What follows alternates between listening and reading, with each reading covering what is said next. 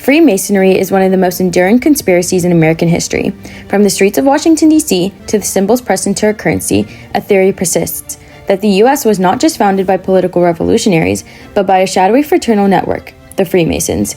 Conspiracy theorists point to geometric street grids, hidden cornerstones, and obscure symbols as proof of a secret blueprint for New World Order. But where does the myth end, and where does history actually begin? First, let us define Freemasons. Freemasons are members of the world's oldest and largest fraternal organization. The fraternity evolved from medieval stonemason guilds of Britain and Scotland. By the 17th and 18th centuries, these guilds began accepting non-builders as members, transitioning the craft into a society of gentlemen focused on philosophy, charity, and brotherhood. To understand the connection, we have to look at the landscape of colonial America. According to historical records preserved by George Washington's Mount Vernon estate, Freemasonry was the first true fraternal order established in the New World. It was an Enlightenment-era social network. Imported from Great Britain in the early 18th century, lodges quickly became spaces where merchants, farmers, and colonial elites gathered.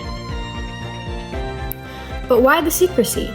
Skeptics and theorists argue that the private nature of these lodges allowed for the undermining of the authority of the government. However, researchers at Harvard University note that early American Freemasonry was heavily tied to British institutional structures. Originally, these lodges required a direct warrant from the Grand Lodges of England, Scotland, or Ireland. They were elitist institutions that aligned with the British Empire rather than grounds for rebellion. Yet, the narrative shifts when we look at the leaders of the American Revolution. George Washington himself was initiated into the Fredericksburg Lodge in Virginia in 1752. Alongside him were figures like Benjamin Franklin, Paul Revere, and John Hancock. So the question arises, if the fraternity was tied to the British crown, how did it become so deeply involved with the birth of America, a revolutionary republic? The answer lies in how the ideas of the Enlightenment traveled through these lodges. As colonial tensions rose, the Masonic concept of meeting on the level, where men of various social standings interacted as equals within the lodge's room, began to mirror the democratic ideals of the emerging nation. While the Grand Lodges themselves officially remained politically neutral to protect their organizations, individual Masons were actively choosing sides. In a scholarly analysis from Middlebury College, research into early American social dynamics highlights that Freemasonry actually split during the war. There were modern Masons, who often leaned loyalist, and Antient Masons, who tended to favor the patriot cause. It wasn't the unification of Freemasons that launched the revolution. The revolution forced Freemasons to fight against their own brothers on the battlefield. This brings us to the core of the conspiracy. Did Masons like Washington use the fraternity to secretly form the government? A comprehensive study published by Liberty University explores the reality of Washington's Masonic involvement. The historical data shows that after his initial degrees, Washington's attendance at local lodge meetings was remarkably sparse. Washington famously wrote later in life that he had not presided over a lodge, nor been inside one more than once or twice in 30 years. For Washington, Freemasonry was less about rituals and more about civic virtue, networking, and a shared moral philosophy. And yet, the visual evidence keeps the conspiracy alive. If the Masons weren't pulling the strings, why did they lay the physical foundations of the Capitol? On September 18, 1793, George Washington wore his full Masonic apron and presided over a grand ceremony to lay the cornerstone of the U.S. Capitol building. According to the White House Historical Association, this ritual was deeply rooted in Masonic tradition, involving the symbolic leveling of stone and offerings of corn, wine, and oil. The White House itself has a similar Masonic origin story. In October 1792, the cornerstone of the Executive Mansion was laid by the Freemasons of Lodge No. 9 of Maryland. Interestingly, that cornerstone vanished. Despite extensive renovations ordered by President Harry Truman, who was a Grand Master Mason in the 1940s and 50s, the original White House cornerstone has never been found. It remains one of the greatest architectural mysteries of Washington, D.C. Speaking of missing things, in 1826, a New York resident named William Morgan announced his intention to publish a book exposing the secret rituals of Freemasonry. Morgan accused the Freemasons of being a dangerous, oath-bound, secret society whose private loyalties and violence were fundamentally incompatible with American democratic principles. That September, Morgan was arrested on a minor larceny charge that critics labeled as fabricated. Shortly after being released on bail, he was abducted by a group of men and disappeared. His body was never recovered. Accounts published by lawyer Henry Brown in 1829 documented significant obstruction within the judicial proceedings.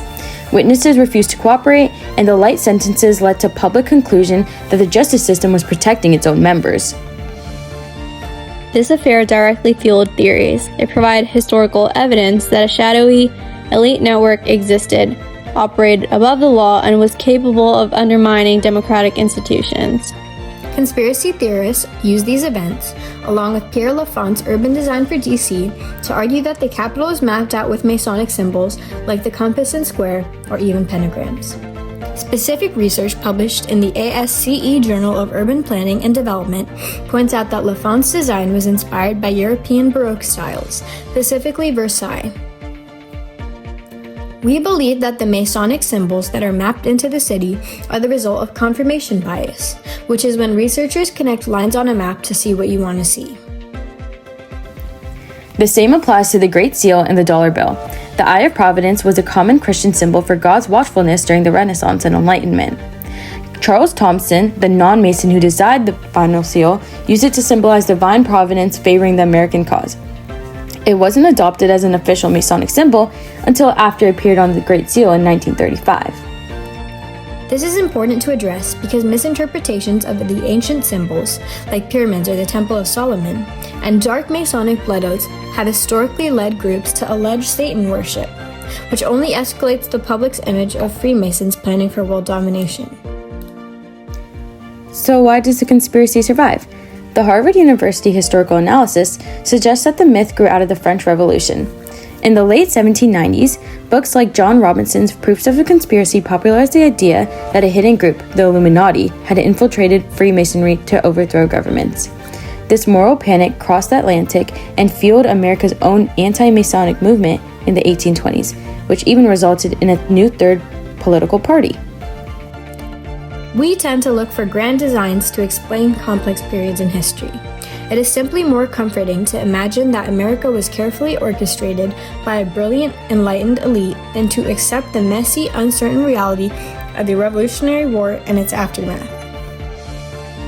The historical evidence paints a picture that is less sensational.